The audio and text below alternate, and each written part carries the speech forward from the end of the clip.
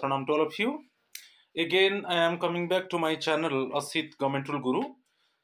Today, I will discuss Super MCQ 1 related to the CCS Leave Rules 1972. And in this rule also, I will explain Rule 1 to 7. And you can get 10 MCQs. And you know that Leave Rules, it is very important one for the exam. So my friends, please subscribe my channel, share my channel, like my channel, so that you can get notification for my upcoming videos. So my channel Asit Government Rule Guru, let's compete. So I think that again I bring explanation with MCQs related to the leave rules. It is up to date one. Please my friends, subscribe my channel, share my channel, like my channel. You see, follow my Facebook page also. It is all same, Asit Government Rule Guru. If you follow my page, then very systematically you can get the video links. In systematic order, you can get the video links. So please follow my Facebook page. And you see my WhatsApp number, it is 8327782034. And my Telegram channel link is there, t.me/bap82034. So if you join my Telegram channel also, you can up to date yourself about my videos. So now I am going to start CCS Leave Rules 1972, Rule 1 to 7, explanation, and also 10 MCQs. You see, Rule 1, it is related to the short title and commencement. You know that it is called Central Civil Services, CCS Leave Rules 1972, and this rule came into effect from 1st June 1970. It is very important one, 1st June 1972. इसमें भी question आएगा तो confusion है, 1st June 1972 ये rule 1 actually short title and commencement में define किया है. Rule 2 extent of application, इसमें हम देखेंगे कि ये जो सीसीएस लीव रूल्स 1972 है वो ये किसके लिए एप्लीकेबल है और किसके लिए एप्लीकेबल नहीं है, इस रिलेटेड में क्वेश्चन आता है. तो आपको याद रखना है जो ये जो एप्लीकेबल है CCS leave rules 1972 basically civil servants, okay, those basically employees in civil services and connected with the affairs of the union, okay, उनके लिए ये leave rules applicable है. For that reason we called central civil services, okay, leave rules 1972. तो जो भी civil services में जो भी एम्प्लॉइज इन्वॉल्व है और those employees basically connected with the affairs of the union, for them only CCS leave rules 1972 is applicable. किसके लिए एप्लीकेबल नहीं है ये बहुत इंपॉर्टेंट है. रेलवे सर्वेंट्स के लिए एप्लीकेबल नहीं है. जो कैजुअल वर्कर्स है कि डेली वेज वर्कर है, पार्ट टाइम एम्प्लॉयमेंट है, उनके लिए एप्लीकेबल नहीं है. ठीक है, कैजुअल, डेली रेटेड और पार्ट टाइम, उनके लिए एप्लीकेबल नहीं है. Those employees getting salaries from contingencies, basically हम कंसोलिडेटेड फंड से हमको सैलरी मिलता है, मगर those employees getting salaries from contingencies, उनके लिए रूल्स एप्लीकेबल नहीं है. ठीक है, next one, workman employed in industrial establishments, इनके लिए भी एप्लीकेबल नहीं है. ठीक है, persons employed in work charge establishments, उनके लिए भी एप्लीकेबल नहीं है. Members of the all India services, जो ऑल इंडिया सर्विसेज है उनका अलग है. ये जो central civil services leave rules 1972 उनके लिए एप्लीकेबल नहीं है. Persons locally recruited for service in diplomatic, consular और other Indian establishments in foreign countries, उनके लिए एप्लीकेबल नहीं है. पर्सन्स एम्प्लॉयड ऑन कॉन्ट्रैक्ट, ठीक है, except when the contract provides otherwise. ठीक है, तो उनके लिए भी एप्लीकेबल नहीं है. वो कॉन्ट्रैक्ट बेसिस में उनका एम्प्लॉयमेंट हुआ है और कोई भी टाइम में उनको जॉब से निकाला दिया जाएगा. ठीक है, जो कंडीशन उनके लिए एप्लीकेबल नहीं है. Next one, persons in respect of whom special provisions have been made by or under the provisions of the constitution or any other law for the time being in force. ठीक है, इनके लिए भी applicable नहीं है. Persons governed for purposes of leave by the fundamental rules और the civil service regulations, उनके लिए एप्लीकेबल नहीं है. Persons serving under a central government department on deputation, ये बहुत इंपॉर्टेंट है. यदि कोई सेंट्रल गवर्नमेंट डिपार्टमेंट में डेपुटेशन में आया है, suppose state government employee for temporary period of time, now they are working in central government department as deputation. तो डेपुटेशन केस में जो भी डेपुटेशन में आकर सेंट्रल गवर्नमेंट डिपार्टमेंट में काम करेंगे उनके लिए एप्लीकेबल नहीं है, राइट. तो पर्सन सर्विंग इन की कोई भी आपको याद रखना है, serving under central government department on deputation from state government और एनी अदर सोर्स, चाहे कोई भी सोर्स. सपोज एक रेलवे के एग्जांपल देता हूं, जो चाहे कोई रेलवे का एम्प्लॉय वो भी आके सेंट्रल गवर्नमेंट डिपार्टमेंट में काम करेगा टेम्पोररी पीरियड ऑफ टाइम, आज डेपुटेशन, उनके लिए ये एप्लीकेबल नहीं होगा. तो आपको याद रखना है, कोई भी स्टेट गवर्नमेंट एम्प्लॉय और कोई भी एनी अदर सोर्स से आकर सेंट्रल गवर्नमेंट डिपार्टमेंट में टेम्पोररी पीरियड के लिए डेपुटेशन में काम करेंगे तो ये जो सीसीएस लीव रूल्स 1972 उनके लिए एप्लीकेबल नहीं होगा.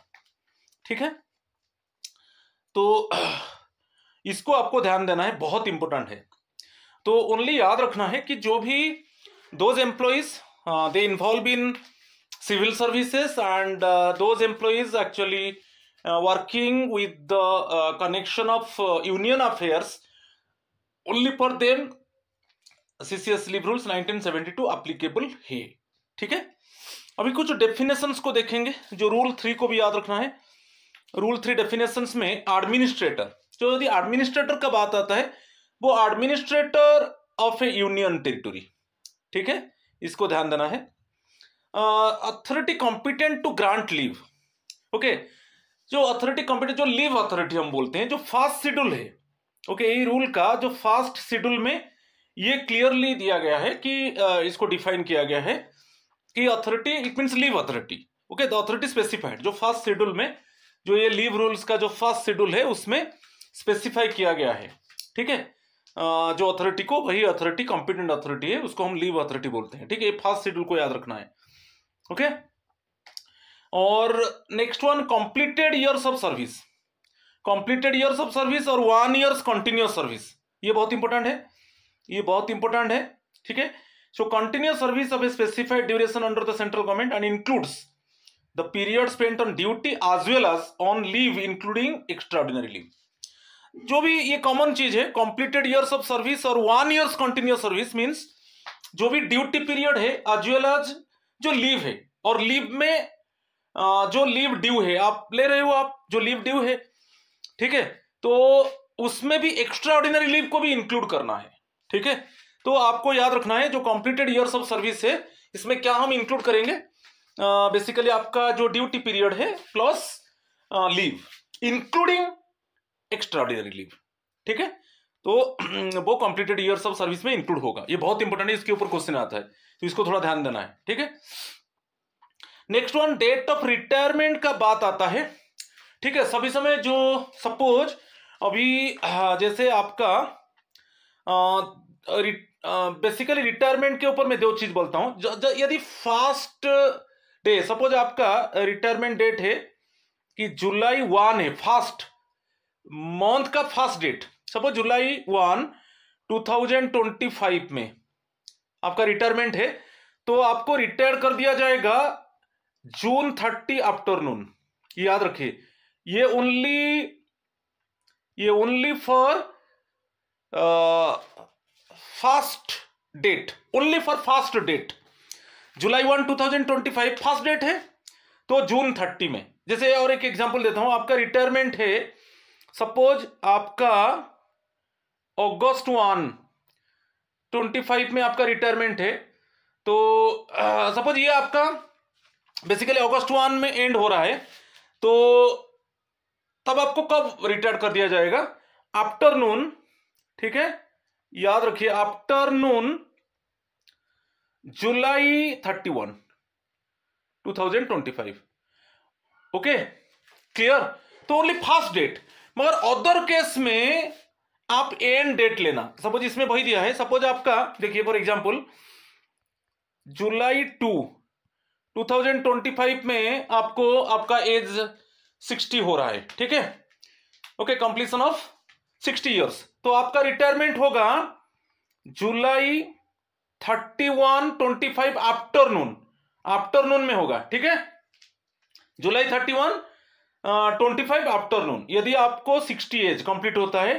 तो ओनली फर्स्ट डेट है, फर्स्ट डेट में क्या होगा ना, प्रीवियस, ओके, प्रीवियस मंथ का लास्ट डेट, फर्स्ट डेट में ओनली, बाकी जो भी है, सपोज आपका जुलाई 2 में है, सपोज और एक एग्जांपल देता हूं, जैसे आपका सपोज आपका 60 एज हो रहा है सितंबर 2025 में, तो आपका रिटायरमेंट कब होगा ना, सितंबर, ठीक है, 30/25 afternoon, right, clear.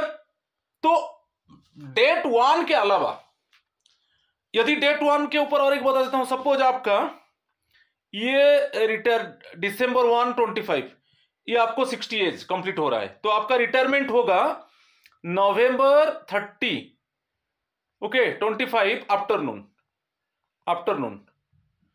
Clear, have you clear understood और नॉट। तो ये वही चीज दे दिया जो डेट ऑफ रिटायरमेंट है, इसके ऊपर यदि सभी समय आफ्टरनून में, ठीक है, आफ्टरनून में वही दिया, afternoon of the last day of the month में आपको क्लैरिफाई किया। नेक्स्ट वन, डिसेबिलिटी को डिफाइन किया गया है। डिसेबिलिटी में आपको याद रखना है specified disability, benchmark disability and disability having high support needs. ये 3 प्रकार का डिसेबिलिटीज को यहां पर इंक्लूड किया गया है। तो जो एक्ट है वो the rights of the persons with disabilities act 2016, और उसका जो सबसेक्शन 49 है, और ये जो एक्ट एक्चुअली डिक्लेयर किया गया था 2016, okay, the rights of the persons with disabilities act 2016, उसका जो सबसेक्शन 49 है, ओके, उसमें जो डिसेबिलिटी है वो 3 टाइप्स, वो स्पेसिफाइड है, एक बेंचमार्क है, और एक है disability having high support needs. इसको भी आपको ध्यान देना है, इस रिलेटेड में क्वेश्चन आ सकता है, क्लियर। बाकी फॉरेन सर्विस को डिफाइन किया गया है। फॉरेन सर्विस में जो आपका जो पे है गवर्नमेंट सैंक्शन करता है, मगर आपको जो पे मिलेगा it means other than the source of consolidated fund of India, only आपको फॉरेन सर्विस में जो आपको पे मिलेगा वो कंसोलिडेटेड फंड से नहीं मिलेगा, चाहे वो कंसोलिडेटेड फंड ऑफ इंडिया की, स्टेट की, यूनियन टेरिटरी, कंसोलिडेटेड फंड से नहीं मिलेगा, ठीक है। तो डेफिनेशन देख लीजिए, service in which a government servant receives his pay with the sanction of the government. इसको याद रखना है, गवर्नमेंट आपका पे को सैंक्शन करेगा, बट आपको जो मिलेगा from any source other than the consolidated fund of India और the consolidated fund of any state और द यूनियन टेरिटरी, आपको याद रखना है।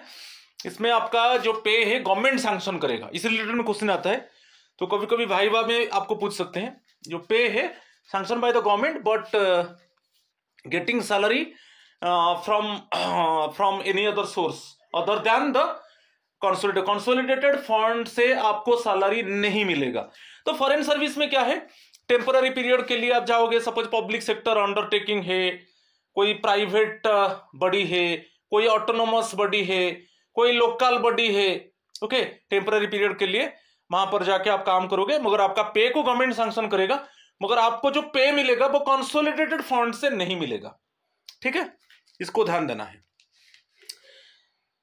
और एक डेफिनेशन बहुत इंपॉर्टेंट है कि quasi permanent employee, okay, quasi permanent कभी कभी कंफ्यूजन होता है, कभी कभी आपको वाइवा में भी क्वेश्चन पूछ सकते हैं। क्वासी परमानेंट क्या है, जैसे कोई वैकेंसी है और कोई ऑफिशियल, जैसे बेसिकली यहां पर डेफिनेशन देख लीजिए, actually an officer who having been declared by the UPSC Union Public Service Commission to be eligible for appointment to the ministerial services of the Government of India has been appointed to a temporary or officiating vacancy।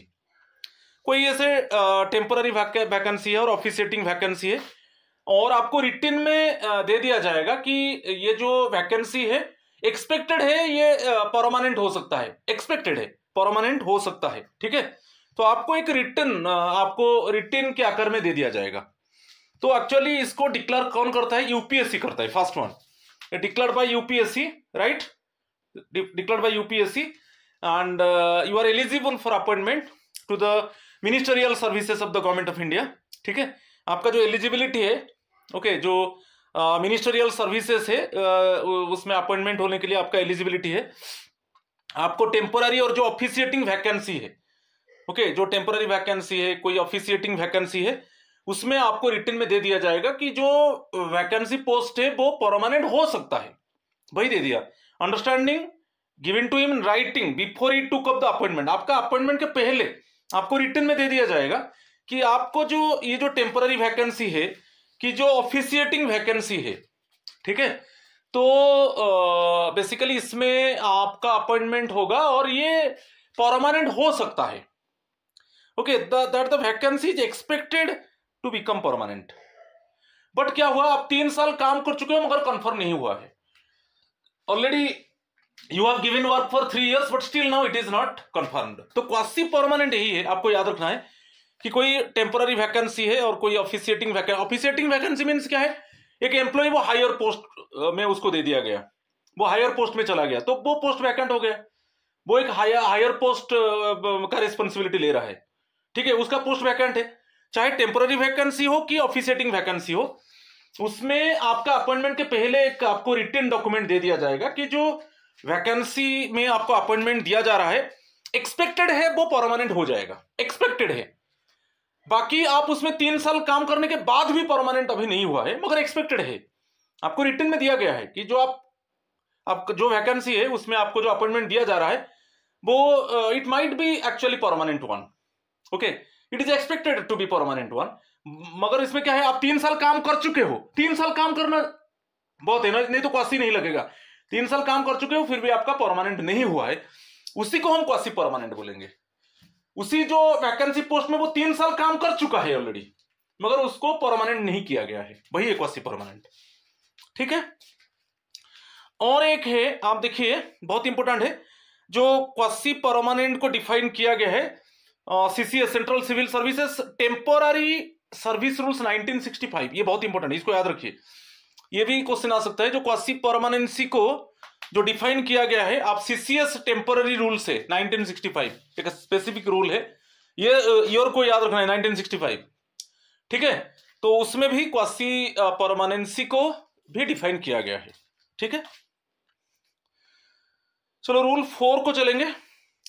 Government servants on temporary transfer, temporary transfer और on foreign service. Temporary transfer means deputation और foreign service में याद रखिए, यदि कोई भी central government employ deputation की foreign service में वो अदर डिपार्टमेंट्स को जा रहा है, जैसे स्टेट गवर्नमेंट को जा रहा है, ठीक है, डेपुटेशन में स्टेट गवर्नमेंट को जा रहा है, और यहां पर फॉरेन सर्विस में सपोज ऑटोनोमस बॉडी को जा रहा है कि पीएसयू को जा रहा है, इस केस में वो टेम्पोररी पीरियड के लिए जा रहा है, मगर उसका जो लीव रूल्स होगा वही सेंट्रल गवर्नमेंट का जो उसका लीव रूल्स है वही रहेगा। जैसे वो स्टेट गवर्नमेंट को जाएगा, स्टेट गवर्नमेंट का लीव रूल्स उसके लिए लागू नहीं होगा कि वो फॉरेन सर्विस में अभी कोई ऑटोनोमस बॉडी को जाएगा कि पीएसयू को, पब्लिक सेक्टर अंडरटेकिंग को जाएगा, मगर उनका लीव रूल्स उसके लिए एप्लीकेबल नहीं होगा क्योंकि वो टेम्पोररी पीरियड के लिए गया है। उसका जो लीव रूल्स होगा वो वही सीसीएस रहेगा, याद रखिए, वही सीसीएस लीव रूल्स 1972 के हिसाब से, ओके, 1972 के हिसाब से उसको क्या मिलेगा, मतलब उसके लिए लीव एप्लीकेबल होगा, याद रखिए। इसको और ज्यादा मैं डिस्कस नहीं करूंगा, तो क्लियर हो गया। यदि वो डेपुटेशन में जा रहा है स्टेट गवर्नमेंट को, कोई सेंट्रल गवर्नमेंट एम्प्लॉय जिसका central civil services leave rules 1972 जिसके लिए एप्लीकेबल है, वो भी स्टेट गवर्नमेंट को जा रहा है डेपुटेशन में टेम्पोररी पीरियड के लिए, और फॉरेन सर्विस में जा रहा है, चाहे ऑटोनोमस बॉडी की, पब्लिक सेक्टर अंडरटेकिंग की, कोई प्राइवेट बॉडी, ठीक है, कोई लोकल बॉडी में जा रहा है, और इसमें उसका जो लीव रूल्स एप्लीकेबल होगा, उसका जो central civil services leave rules 1972 उसके लिए एप्लीकेबल होगा, ठीक है। उनका लीव रूल्स उसके लिए एप्लीकेबल नहीं होगा, जो स्टेट गवर्नमेंट का कि पब्लिक सेक्टर अंडरटेकिंग का कि ऑटोनोमस बॉडी का, उनका लीव रूल्स उसके लिए एप्लीकेबल नहीं होगा। क्लियर हो गए? चलो नेक्स्ट वन।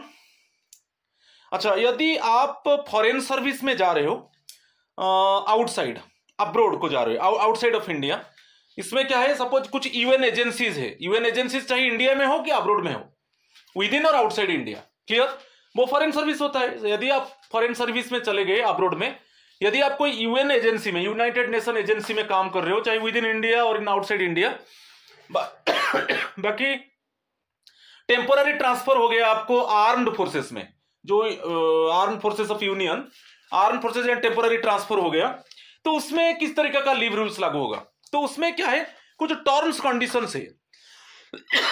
इसमें जो आप फॉरेन सर्विस में जा रहे हो, इसमें जो टर्म्स कंडीशंस में मेंशन है कि कितना एक्सटेंड तक आपका जो सीसीएस लीव रूल्स 1972 आपके लिए एप्लीकेबल होगा। बाद में क्या होगा कि उनका, जैसे आप आर्म फोर्सेस में जा रहे हो तो up to what extent actually CCS leave rules 1972 would be applicable, then after that actually जो आर्म फोर्सेस का लीव रूल्स है वो एप्लीकेबल होगा, मगर उसमें टर्म्स कंडीशंस में मेंशन होगा। Okay, up to what extent, suppose आप 2 इयर्स के लिए अभी जो बोलते हैं टेम्पोररी के लिए, सपोज टेम्पोररी के लिए आप 6 मंथ्स के लिए कि 1 ईयर के लिए टेम्पोररी के लिए आप आर्म फोर्सेस में चले गए, तो एक वहां पर टर्म्स कंडीशंस में क्लियरली मेंशन होगा कि ये जो सेंट्रल गवर्नमेंट एम्प्लॉई है ये 6 मंथ्स के लिए आया है, और अप टू 6 मंथ्स वही उसका जो सीसीएस लीव रूल्स 1972 है उसके एप्लीकेबल होगा। ठीक है, तो उसमें क्लियरली मेंशन है कि यदि आप फॉरेन सर्विस में जा रहे हो अब्रोड को, और कोई यूएन एजेंसीज में एक आप फॉरेन सर्विस में जा रहे हो, चाहे with in India and it means outside of India, और यदि टेम्पोररी ट्रांसफर हो रहा है आर्म फोर्सेस में, तो उसमें टर्म्स कंडीशंस में जो मेंशन है, terms and conditions of the foreign service और टेम्पोररी ट्रांसफर में up to what extent actually, okay, CCS ये जो एप्लीकेबल होगा, सीसीएस लीव रूल्स, ओके 1972, ये क्लियरली मेंशन होगा कितना एक्सटेंट तक ये एप्लीकेबल होगा, वो टर्म्स कंडीशंस में मेंशन है। ठीक है, क्लियर। चलो next one, rule 5, transfer from services और post govern by other leave rules. Suppose आपका अभी transfer permanent government servant to whom these rules do not apply. देखिए मजा बात है, सपोज आप स्टेट गवर्नमेंट में, सपोज एक एम्प्लॉय है स्टेट गवर्नमेंट में, उसके लिए ये एप्लीकेबल नहीं है, सीसीएस लीव रूल्स इसके लिए एप्लीकेबल नहीं है, मगर उसका भी वो डेपुटेशन में सेंट्रल गवर्नमेंट को जा रहा है, यहां पे लिख दिया डेपुटेशन में वो सेंट्रल गवर्नमेंट को जा रहा है टेम्पोररी पीरियड के लिए, तो उसमें ये जो स्टेट गवर्नमेंट एम्प्लॉय जा रहा है, ये जो स्टेट गवर्नमेंट एम्प्लॉय जा रहा है डेपुटेशन में सेंट्रल गवर्नमेंट डिपार्टमेंट को, ओके, जिसके लिए सीसीएस लीव रूल्स 1972 एप्लीकेबल नहीं है, वो जब टेम्पोररी पीरियड के लिए जाएगा उसके लिए ये सीसीएस लीव रूल्स एप्लीकेबल नहीं होगा, उसका जो स्टेट गवर्नमेंट का जो लीव रूल्स है उसके लिए एप्लीकेबल होगा। समझ में आ गया कि कोई और एक एग्जांपल लेता हूं, कोई ऑटोनोमस बॉडी का एम्प्लॉय, कोई ऑटोनोमस बॉडी का एम्प्लॉय, वो भी डेपुटेशन में जा रहा है, वो भी डेपुटेशन में सेंट्रल गवर्नमेंट को जा रहा है, तो इसके लिए ये तो एप्लीकेबल नहीं है जो सीसीएस लीव रूल्स, ये तो एप्लीकेबल नहीं है। तो वो जब टेम्पोररी पीरियड के लिए सेंट्रल गवर्नमेंट डिपार्टमेंट जा रहा है डेपुटेशन में टेम्पोररी पीरियड के लिए, तो ये जो ऑटोनोमस बॉडी का एम्प्लॉय है उसके लिए ये सीसीएस लीव रूल्स एप्लीकेबल नहीं होगा, उसका जो ऑटोनोमस बॉडी में जो लीव रूल्स है वही एप्लीकेबल होगा। क्लियर, तो उसको थोड़ा ध्यान देना है आपको। Same thing it is given. Rule 7 को चलेंगे, राइट टू लीव। लीव एक राइट नहीं है, जो आप लीव ले रहे हो वो एक राइट नहीं है। लीव कैन नॉट बी, ये बहुत बार क्वेश्चन आया है, leave can not be claimed as of right, आपका राइट नहीं है। ठीक है, नेक्स्ट वन, कोई एक्सीजेंसीज आ गया, एक्सीजेंसीज ऑफ पब्लिक सर्विस। इस केस में सपोज आपको आपका लीव के लिए परमिशन दे दिया गया है, लीव अथॉरिटी लीव परमिशन दे दिया है, मगर सडनली एक पब्लिक एक्सीजेंसी आ गया, जैसे सपोज कोई आपदा, कोई डिजास्टर, कोई जैसे कोई साइक्लोनिक स्टॉर्म का वो सपोज आगे अलर्ट आ गया, कि कोई भी सपोज कोई ऐसा एक्सीजेंसी सिचुएशन आ गया कि सपोज आगे में हेवी रेनफॉल होगा, तो आपको छुट्टी नहीं लेना है, और आप लोगों को मदद करोगे कि आपको साइक्लोन होने का चांसेस है, तो ये सब एक्सीजेंसी केस में आपका लीव परमिशन आपको मिला है, मगर फिर भी जो लीव अथॉरिटी है उसको रिवोक कर सकता है। नहीं आपको ये लीव परमिशन दे दिया गया था मगर अभी नहीं दिया जाएगा, क्योंकि ये सिचुएशन है, एक्सीजेंसी सिचुएशन है जो आप पब्लिक के लिए काम करोगे। तो इस केस में क्या है, leave of any kind may be refused और रिवोक्ड। यदि आप उस समय आप लीव एप्लीकेशन दे रहे हो, वो लीव अथॉरिटी उसको एक्सेप्ट नहीं करेगा, क्योंकि अभी पब्लिक एक्सीजेंसी है। आप you must extend your help to the public, because in this emergency and exigency situation the public need your help. तो उस केस में आपका लीव एप्लीकेशन वो एक्सेप्ट नहीं करेगा। यदि आपको परमिशन दे दिया गया है, ठीक है, आपको परमिशन दिया है, उस केस में सडनली ये पब्लिक एक्सीजेंसी आ गया, तो वो रिवोक कर दिया जाएगा, आपका छुट्टी को कैंसिल कर दिया जाएगा। नहीं आप छुट्टी नहीं ले सकते, ठीक है कि नहीं, ये राइट है। मगर ये जो राइट है, आपका जो लीव को रिफ्यूज किया जाएगा, कि सपोज परमिशन दे दिया गया है उसको रिवोक कर दिया जाएगा, किस कंडीशन में,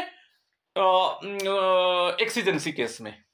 ओके, कोई इंपॉर्टेंट टाइम में, कोई इमरजेंसी टाइम में लीव अथॉरिटी उसको आपका लीव एप्लीकेशन को रिफ्यूज कर सकता है, और परमिशन दिया है तो उसको रिवोक कर सकता है। नेक्स्ट वन, अथॉरिटी, ये भी बहुत इंपॉर्टेंट है। Authority can not alter the kind of leave due and applied for except. अच्छा, सपोज आप अभी एक और लीव लिया है, ठीक है, मगर लीव अथॉरिटी बोलेगा नहीं, लीव अथॉरिटी इसको ईओल में, एक्स्ट्रा ऑर्डिनरी लीव में कन्वर्ट नहीं कर सकता, कि इसको सीएल में कन्वर्ट में नहीं कर सकता, कि इसको लीव नॉट ड्यू में कन्वर्ट नहीं कर सकता, कि इसको हाफ पे लीव में कन्वर्ट नहीं कर सकता। लीव अथॉरिटी के पास ये पावर नहीं है, कोई लीव को ऑल्टर कर दे, चेंज कर दे। Okay, the leave authority has no power to change your leave. हाँ, कर सकता है, मगर जब आप रिटन परमिशन दोगे कि मैं ईएल लिया था, ठीक है, मैं ईएल लिया था और उसको एचपीएल में कन्वर्ट कर दिया जाए, कि उसको एक्स्ट्रा ऑर्डिनरी लीव में, कि लीव नॉट ड्यू में इसको कन्वर्ट कर दिया जाए, मगर आप रिटन एप्लीकेशन दोगे और वो लीव ड्यू होना चाहिए। वो लीव आपके पास है तो आप और लीव, सपोज एक एग्जांपल देता हूं, इसमें थोड़ा कंफ्यूजन नहीं लेना है। सपोज आप फॉर एग्जांपल आप ईएल लिए थे, ठीक है, तो ईएल लेने के बाद आप आकर ज्वाइन कर लिए, आपका छुट्टी खत्म हो गया, आप ज्वाइन कर लिए। सपोज आज आप ज्वाइन कर लिए, ओके, ऑलरेडी अवेल्ड, आप जो रीज्वाइन कर रहे हो, सपोज फॉर एग्जांपल देखिए, रीज्वाइन कर रहे हो, सपोज आज का डेट में, सपोज 26 फरवरी 25 में आप रीज्वाइन कर रहे हो। इसी से 30 डेज के अंदर आप रिटन एप्लीकेशन दे दोगे। इसका 30 डेज के अंदर, विद इन, इसी डेट से आप आज रिज्वाइन किए तो आज से काउंट हो जाएगा 30 डेज, तो विद इन 30 डेज, ठीक है। जो 30 डेज हम कैसे काउंट करेंगे ना, आज जैसे आप ज्वाइन किया, आज से, आज फर्स्ट डे हो गया, आज इंक्लूड कर दो, आज से स्टार्ट हो गया। 30 डेज के अंदर आपको रिटन एप्लीकेशन देना है कि मैं ये ईएल को, ठीक है, मैं ईएल को हाफ पे लीव में कन्वर्ट करना चाहता हूं, ठीक है, इसको कन्वर्ट करना चाहता हूं। तो आपको रिटन एप्लीकेशन किसको देना है, लीव अथॉरिटी को देना है। और आपका जो सर्विस बुक में एचपीएल ड्यू है तो आप लीव ऑलरेडी ईएल ले चुके हो और लेके अभी अवेल करके अभी आज रिज्वाइन किया 26 फरवरी में, आज से आप काउंट कर लो 30 डेज के अंदर, आज का डेट भी इंक्लूड होगा, तो आपको रिटन एप्लीकेशन देना है लीव अथॉरिटी को कि मेरा ईएल को एचपीएल में, ओके, उसको अल्टर कर दिया जाए। तो जब आप रिटन एप्लीकेशन दोगे और उसके हिसाब से आपका लीव सैलरी भी एडजस्ट होगा, क्योंकि ईएल था फुल सैलरी मिल रहा था, लीव सैलरी, मगर एचपीएल हाफ लीव सैलरी मिलेगा, तो इसे आपका लीव सैलरी को एडजस्ट किया जाएगा। मगर एक मजा बात है कि अथॉरिटी के पास पावर नहीं है कि उसका मर्जी में वो क्या करेगा, आप ईएल लिया है उसको वो सीएल में कन्वर्ट कर दे, कि इसको एक्स्ट्राऑर्डिनरी लीव में कन्वर्ट कर दे, कि इसको लीव नॉट ड्यू में कन्वर्ट कर दे, कि इसको एचपीएल में कन्वर्ट कर दे, ये नहीं कर सकता। मगर हाँ, आप रिटन एप्लीकेशन दोगे, ओके, और आपका वो लीव ड्यू है तो वो क्या करेगा, अल्टर कर सकता है, ठीक है। तो ये बहुत इंपॉर्टेंट था। तो रूल 7 को याद रखना है, रूल 7 राइट टू लीव है, ठीक है, बहुत इंपॉर्टेंट है, रूल पोजीशन को याद रखना है, कभी कोई क्वेश्चन आता है। तो चलो अभी क्वेश्चंस देखेंगे। मैं बोला था 10 एमसीक्यूज में डिस्कस करूंगा। मेरा जो वीडियो है सभी समय एक्सप्लेनेशन विथ एमसीक्यू, क्योंकि मैं ओनली एमसीक्यू को बिलीव नहीं करता हूं। आपका कंटेंट के ऊपर ना नॉलेज होना चाहिए, तब you must have command over the MCQs. देखिए, CCS leave rules came into force on the dash 1 January 1972, 1 June 1972, 1 July 1972, 1 December 1972। It is 1 June 1972 came into force. ठीक है, बहुत इंपॉर्टेंट है। Question number 2, CCS leave rules shall apply to, okay, members of the all India services. All India services के लिए applicable नहीं है। जो all India services है वो हमारा ये सेंट्रल सिविल सर्विसेज है, ओके। ऑल इंडिया सर्विसेज के लिए अलग है, ये एप्लीकेबल नहीं है। Persons locally recruited for service in diplomatic, consular और other Indian establishments in foreign countries, applicable नहीं है। ठीक है, next one, person serving under central government department on deputation from a state government. अच्छा, कोई स्टेट गवर्नमेंट एम्प्लॉई वो deputation में चला गया, कहां पे, सेंट्रल गवर्नमेंट डिपार्टमेंट को, सेंट्रल गवर्नमेंट डिपार्टमेंट को, तो उनके लिए एप्लीकेबल नहीं होगा। ठीक है, क्लियर, इसको थोड़ा ध्यान दीजिए। तो ये एप्लीकेबल नहीं है, ये नहीं है, ये भी नहीं है। देखिए, कोई स्टेट गवर्नमेंट एम्प्लॉई वो डेपुटेशन में चला गया, कहां पर, ना सेंट्रल गवर्नमेंट डिपार्टमेंट को, तो डेपुटेशन में क्या है, टेम्पोररी ट्रांसफर है। ये टेम्पोररी ट्रांसफर है, टीटी में लिख दिया, टेम्पोररी ट्रांसफर है, तो इसके लिए ये एप्लीकेबल नहीं होगा। वो टेम्पोररी पीरियड के लिए उसका जो स्टेट गवर्नमेंट का जो लीव रूल्स है उसके लिए एप्लीकेबल होगा। ठीक है, central civil services leave rules 1972 उसके लिए एप्लीकेबल नहीं होगा। Next one, persons employed in work charge department, और एक बार दिखा देता हूं, all India services no, persons locally recruited for services in diplomatic, consular और other Indian establishments in foreign countries no. Deputation में स्टेट गवर्नमेंट टू, जो state government employee है, कि कोई रेलवे का है, कोई आर्म्ड फोर्सेस का है, कोई ऑटोनोमस बॉडी का है, वो जब जाएंगे सेंट्रल गवर्नमेंट डिपार्टमेंट में काम करेंगे टेम्पररी पीरियड के लिए डेपुटेशन में, उनके लिए सीसीएस लीव रूल्स 1972 एप्लीकेबल नहीं होगा। Persons employed in work charge establishments also applicable नहीं होगा, क्योंकि आपको मेंशन में कर चुका हूं। जो बेसिकली सिविल सर्विसेज में इन्वॉल्व है और those are connected with affairs of union, उनके लिए ही सीसीएस लीव रूल्स 1972 एप्लीकेबल है। तो इसमें आंसर आ गया डी, नॉन, किसके लिए भी एप्लीकेबल नहीं होगा। Question number 3, under CCS leave rules 1972 authority competent to grant leave means the authority specified in the. आप जानते हो जो लीव अथॉरिटी है तो उसको कहां पर स्पेसिफाई किया गया है सीसीएस लीव रूल्स 1972 में, जो first schedule, second schedule, third schedule, fourth schedule, मैं आपको बता चुका हूं। ये फर्स्ट शेड्यूल में क्लियरली मेंशन ओके किया गया है। सीसीएस लीव रूल्स 1972 का फर्स्ट शेड्यूल आप देखिए, उसमें अथॉरिटी को स्पेसिफाई किया गया है कि इसी अथॉरिटी के पास एक्चुअली यही लीव अथॉरिटी है जिसके पास वो लीव परमिशन दे सकता है। First schedule, okay, option A is the correct answer. Question number 4, question number 4 में बहुत इंपॉर्टेंट देखिए, statements, 3 statements given, correct incorrect को हम डिटेक्ट करेंगे। चलो स्टेटमेंट 1 हम देखते हैं। Under CCS leave rules 1972 completed years of service includes the period spent on duty as well as on leave including extraordinary leave। ये करेक्ट है। मैं बताया था जो completed years of service है, जो आपका 1 ईयर कंप्लीशन हो रहा है, वो उसमें ड्यूटी ये duty plus EOL extraordinary leave with all leaves.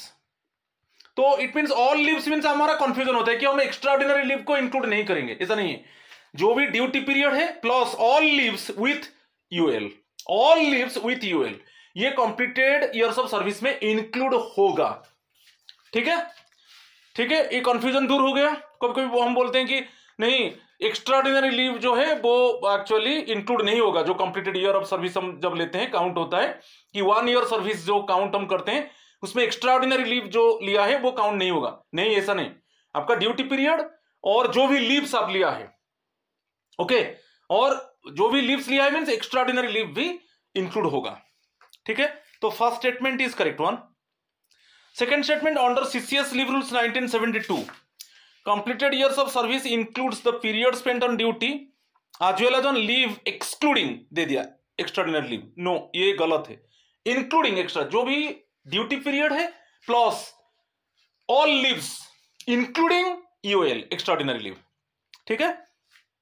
Next one, under CCS leave rules 1972 foreign service means services in which a government servant receives his pay with the sanction of government from the consolidated fund of India. No, ये गलत हो गया।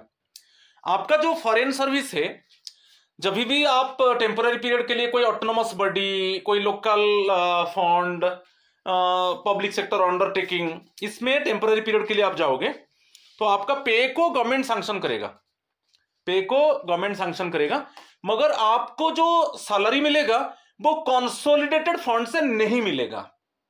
ठीक है, other than the sources of consolidated fund of India, की suppose state में जा रहे हो, स्टेट की यूनियन टेरिटोरी। ठीक है, तो उसमें आपको याद रखना है आपका पे को सैंक्शन करेगा गवर्नमेंट, मगर आपको जो सैलरी मिलेगा वो कंसोलिडेटेड फंड से नहीं मिलेगा। मगर यहां पर दे दिया कंसोलिडेटेड फंड से मिलेगा, गलत है। तो इसमें क्लियर हो गया, ओनली स्टेटमेंट 1 करेक्ट है, बाकी 2 और 3 इनकरेक्ट है। तो 1 और 3 करेक्ट 1, 2 और 3 करेक्ट 1, 1 और 3 इनकरेक्ट 1, 2 और 3, सो 2 और 3 incorrect 1, option D is the correct answer. देखिए क्वेश्चन कैसा आ रहा है आजकल। ठीक है, option D is the correct answer. चलो question number 5, a government servant in quasi permanent employee means an officer who having been declared by the UPSC to be eligible for appointment to the ministerial services of the government of India has been appointed to a temporary or officiating vacancy on the understanding given to him in writing before he took up the appointment that the vacancy is expected to become permanent but is not confirmed after completion of dash years of continuous service।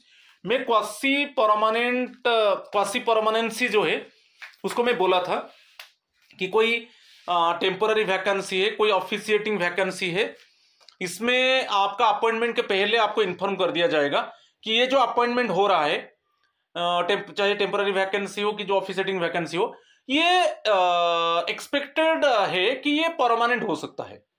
आपको पहले, आपका appointment के पहले ये आपको एक written order दे दिया जाएगा कि इस वैकेंसी में जो आपका अपॉइंटमेंट हो रहा है, ये जो टेम्पोररी वैकेंसी और ऑफिशिएटिंग वैकेंसी, ये परमानेंट हो सकता है। मगर इसमें क्या किया, आप 3 साल ऑलरेडी काम कर चुके हो उसी वैकेंसी में, मगर still then actually the post is not permanent one, उसी को हम क्वासी परमानेंसी बोलेंगे।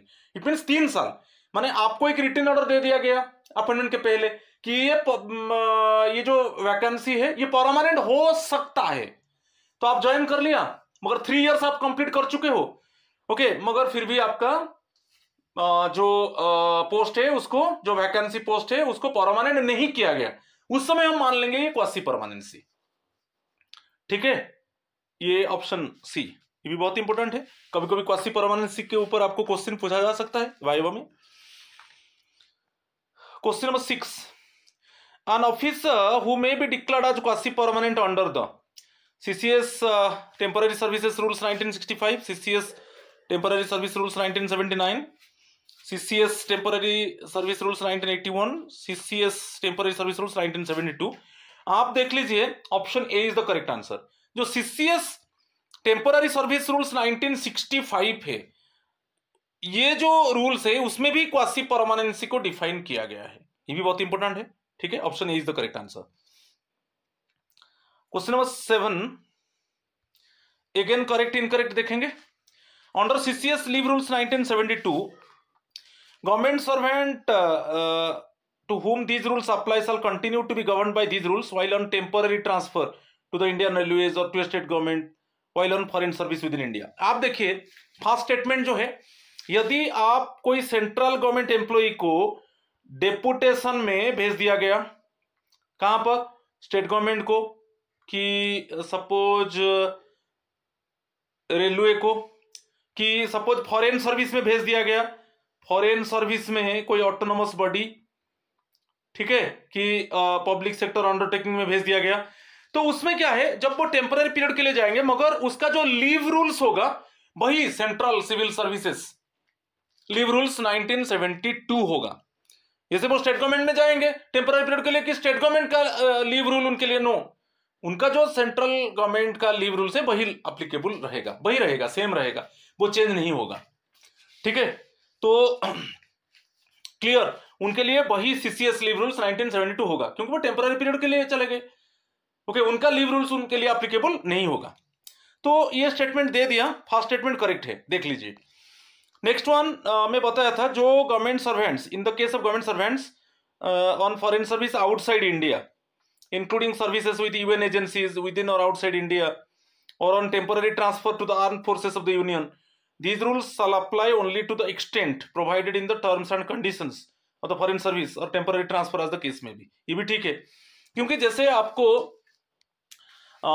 अब्रॉड में चले गए, फॉरेन सर्विस में आपका जो अपॉइंटमेंट हुआ टेम्पररी पीरियड के लिए अब्रॉड में, कि आप यूएन एजेंसी में आपका अपॉइंटमेंट हुआ, आप फॉरेन सर्विस में चले गए, विद इन इंडिया हो कि अब्रॉड में, मगर उसमें जो लागू होगा ना, इसमें टर्म्स एंड कंडीशंस जो होगा, जैसे आपको टेम्पररी ट्रांसफर हो गया आर्म फोर्सेस में, arm forces of the union, उसमें टर्म्स कंडीशंस में क्लियरली मेंशन होगा कि up to what extent actually the central civil services leave rules 1972 आपके लिए एप्लीकेबल होगा। तो उसमें टर्म्स एंड कंडीशंस में क्लियरली मेंशन होगा, याद रखिए, बहुत इंपॉर्टेंट है टर्म्स एंड कंडीशंस। यदि आप फॉरेन सर्विस में अब्रॉड में जा रहे हो, और यदि फॉरेन सर्विस में आप यूएन एजेंसी में जा रहे हो, और बाकी यदि आपका टेम्पररी ट्रांसफर होता है आर्म फोर्सेस में, तो उसमें जो टर्म्स कंडीशंस है उसमें क्लियरली मेंशन होगा कि up to what extent actually basically जो सीसीएस लीव रूल्स 1972 एप्लीकेबल होगा। तो यहां पर दोनों स्टेटमेंट करेक्ट है, इसको भी मैं डिस्कस कर चुका हूं, option C is the correct answer. ठीक है, क्वेश्चन नंबर 8, हम यहां पर इनकरेक्ट स्टेटमेंट को देखेंगे। ठीक है, 3 statements given. Statement 1, leave can be claimed as a right, ये गलत है, क्योंकि जो राइट टू लीव है ना, रूल 7 आप देखिए, सीसीएस लीव रूल्स 1970 रूल 7, इसमें क्लियरली मेंशन है कि एक लीव एक राइट नहीं है, leave can not be claimed as a right. ठीक है, मगर यहां पर दे दिया leave can be claimed as a right, ये गलत है। Leave can not be refused, can not be refuse और revoked by the leave authority at any time, ये गलत है। रिफ्यूज, आपका लीव अथॉरिटी रिफ्यूज कर सकता है आपका लीव एप्लीकेशन को, कि आपको आपका लीव परमिशन दिया है उसको रिवोक भी कर सकता है, कब? पब्लिक एक्सीजेंसी टाइम में। ठीक है, पब्लिक एक्सीजेंसी टाइम में वो रिफ्यूज कर सकता है और आपका लीव को रिवोक भी कर सकता है। ठीक है, ये गलत है। At any time the leave authority can alter the leave due and applied for, no, leave authority के पास पावर नहीं है कि वो डायरेक्टली आपका कोई लीव को वो ऑल्टर कर सकता है, चेंज कर सकता है, वो नहीं, आपको रिटन एप्लीकेशन देना है।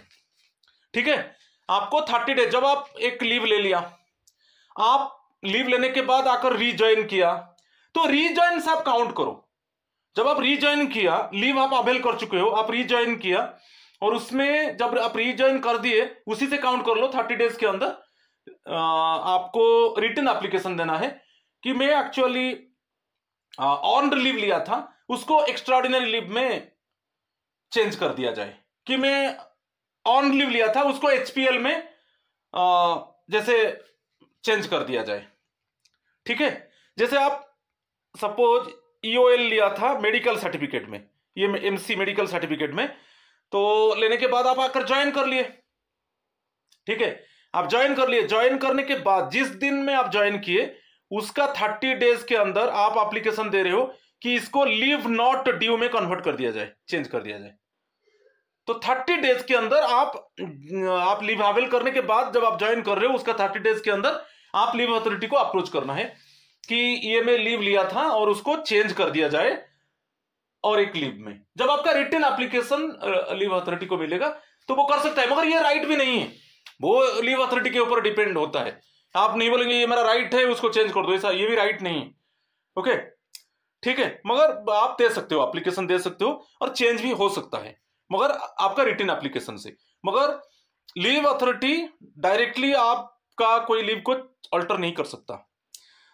मगर इसमें दे दिया, फर्स्ट वन गलत है, सेकेंड वन भी गलत है, at any time the leave authority can alter, no, ये भी गलत है।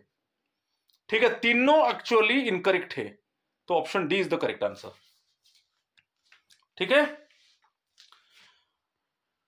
Question number 9, with in how many days the government servant can apply for commutation of one kind of leave to another by the leave authority when government servant joining his duty on the expiry of the relevant spell of leave applied availed of by him. ये मैं discuss कर चुका हूं.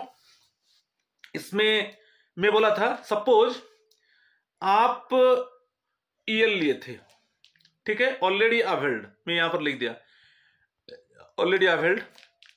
Availed के बाद आप rejoin कर दिया, तो रीजॉइन से विद इन 30 डेज, ये भी इंक्लूड होगा, ये इंक्लूड होगा. जिस डेट में आप ज्वाइन किए वो इंक्लूड होगा. With in 30 days, with in 30 days आप लीव अथॉरिटी को लेटर लिखोगे कि मैं ये जो ईएल लिया था उसको एचपीएल में चेंज कर दिया जाए. सपोज मेरा एग्जांपल में, ओके, तो ईएल ऑलरेडी अवेल कर चुके हो. सपोज आप आकर रीजॉइन कर लिया, रीजॉइन डेट को भी इंक्लूड कर लो. विद इन 30 डेज आपको रिटर्न एप्लीकेशन देना है कि मैं ईएल लिया था और मेरा खाते में एचपीएल है, उसको एचपीएल में चेंज कर दिया जाए. और यदि लीव अथॉरिटी को चेंज कर देता है तो उसके हिसाब से आपका लीव सैलरी, क्योंकि ईएल में फुल लीव सैलरी मिलता है, एचपीएल में हाफ मिलता है, तो ऑटोमेटिकली उसके हिसाब से आपका लीव सैलरी एडजस्ट हो जाएगा. मगर ये राइट नहीं है, याद रखिए, ये राइट नहीं है कि ये मेरा राइट है कि आप लीव अथॉरिटी को बोलोगे कि मेरा ये ऑल्टर हो सकता है. ये राइट नहीं है, वो लीव अथॉरिटी के ऊपर डिपेंड करता है, ठीक है. तो within 30 days. Question number 9, last question आज का है. Under CCS leave rules 1972 dash which is not recognised as leave under these rules shall not be combined with any other kind of leave admissible under these rules. ठीक है, ऐसा कौन सा leave है जो अदर कोई लीव के साथ कंबाइन नहीं हो सकता, कंबाइन नहीं हो सकता. जैसे दिया है कैजुअल लीव सीएल है, स्पेशल कैजुअल लीव है, एक्स्ट्रा ऑर्डिनरी लीव है, कम्यूटेड लीव है. आप याद रखिए कैजुअल लीव ये किसके साथ कंबाइन नहीं हो सकता. Okay, not combine with other leaves, not combine with other leaves. ठीक है, तो ये बहुत इंपॉर्टेंट है. Option A is the correct answer. तो अभी रूल 1 to 7 में डिस्कस कर दिया. Please my friend subscribe my channel, share my channel, like my channel, so that you can get notification for my upcoming videos. आप wait कीजिए, मैं जो next जो रूल 8 से मैं डिस्कस करूंगा और अच्छा एमसीक्यूज लाऊंगा लीव रूल्स के ऊपर. आपका जो भी डाउट है मैं क्लियर करूंगा. मगर ये मत भूलिए मुझे सब्सक्राइब कीजिए, तो आपको नोटिफिकेशन मिलेगा मेरा वीडियो का. थैंक यू एंड नमस्कार टू ऑल ऑफ यू.